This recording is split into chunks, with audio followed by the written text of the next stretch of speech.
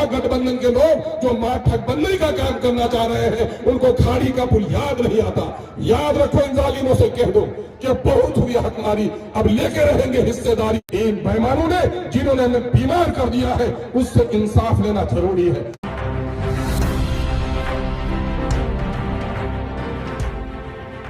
तुम्हें देना होगा, हमारे इस्तेसाल का हिसाब तुम्हें देना होगा। हम बीमार है, हम नाखानदा है, लेकिन दिल्ली और पटना की बैठी हुई जालिम सरकारों सुन लो, हम दंगाई नहीं है। तुमने शायद हमारी इसी शराफत को हमारी कमजोरी समझा।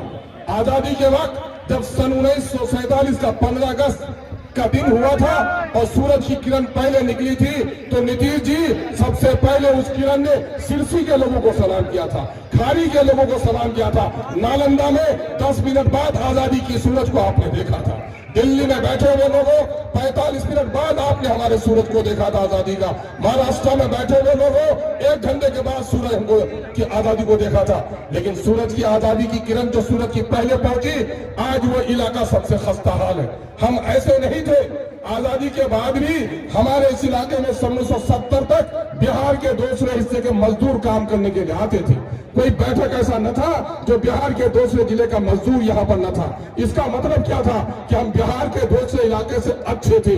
आप जान रहे हो, पंजाब का पंजाबी कुर्ता पहने पगड़ी पहने हुए हमारे बुजुर्गों के पांव के धूल साफ करता था, इसलिए कि जिस बस पे हम चढ़ के जाते थे जेके सिंह की, सरदार जी खलासी और ड्राइवर हुआ करते थे। लेकिन आज कौन सा दिन आ गया है कि हमारा बेटा कोई दिल्ली में कोई पंजाब में आज जाता है और उन्हें पंजाबियों के खोतों में नौकरी करनी उसकी मजबूरी हो गई है।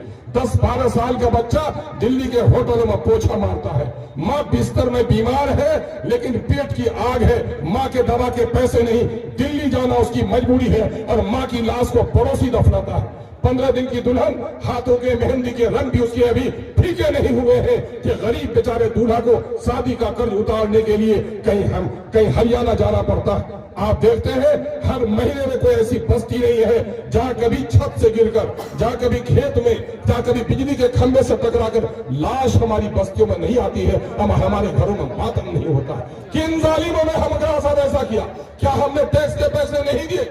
हमारा नौजवान अपने घरों में काम नहीं कर सकता। पढ़ने के लिए भी हमको दिल्ली यहाँ से सफर करना है। बीमार हो तो पूर्णिया नहीं, दिल्ली जाना है, पटना जाना है, 400-500 किलोमीटर की दूरी पर जाना है। रोजगार के लिए भी परदेश, हमको इन जालिमों ने परदेसी बना दिया है। ए जालिमों, हम इन नौजवानों के आंखों में अंगारा देख रहे हैं। तुमने वक्त रहते हुए अगर सीमांचल के साथ इंसाफ नहीं किया तो ये अंगारे तुम्हारी हुकूमतों को चलाकर राख कर देंगे। नौजवानों, मैं तुम्हारे गैरतों को झंझोड़ना चाहता हूँ। किस चीज ने? ये जो पुल है 12 साल से आज नहीं बना, क्या है? किन के बाप का कर्जा है ये? मेरा दिल्ली पंजाब से कमाने वाला नौजवान जब कमा के लाता है उसमें से 30 रुपये बिहार की सरकार को टैक्स देता है, 20 रुपए दिल्ली की सरकार को देता है। लेकिन अमित शाह आता है तो वही हिंदू मुस्लिम के पुराने तफरके उनको याद आते हैं। गंगा में ये जालिम लोग 3-3 किलोमीटर पर, 5-5 किलोमीटर पर 1000-2000 नहीं 3-3 हजार करोड़ के पुल बनवाते हैं। पटने में फ्लाईओवर, आसमानों को छूता हुआ पुल, जमीन से नीचे चलती हुई सड़क, मेट्रो की लाइन बिछाई जा रही है। अय्यासों की आंखों को सेकने के लिए फव्वारे चलाए जा रहे हैं और मेरी माया तड़प पर मरती है, उसको साफ पानी नहीं मिलता। आज जो मेरा पटने में फ्लैट है वो फ्लैट मेरे बाप का घर नहीं है, वो अमोर वैसा के लोगों की अमानत है। चलो नौजवानों, किस हफ्ते में कैंसर का बीमार वहां नहीं है, गुर्दे का बीमार वहां नहीं है। जितने बीमार आईजीएमएस में, पटना के मेडिकल कॉलेज में, जब तक कल तक बिहार नहीं बैठा था, झारखंड था, तो झारखंड में वहां पर उप राजधानी थी, वहां पर हाईकोर्ट का बेंच था, वहां असेंबली का सेशन होता था। लेकिन आज 400 किलोमीटर की दूरी पर हम हैं और आज हमारे यहाँ पूर्णिया में वहां हाईकोर्ट का बेंच देते हुए इनकी नानी मर रही है। लगता है जो एयरपोर्ट के लिए जमीन सरकार की जमीन नहीं, अपने अब्बा जान के घर से कोई जमीन दे रहा है। ये जुल्म कब तक होता रहेगा? इस जुल्म और ज्यादती के खिलाफ हमारी लड़ाई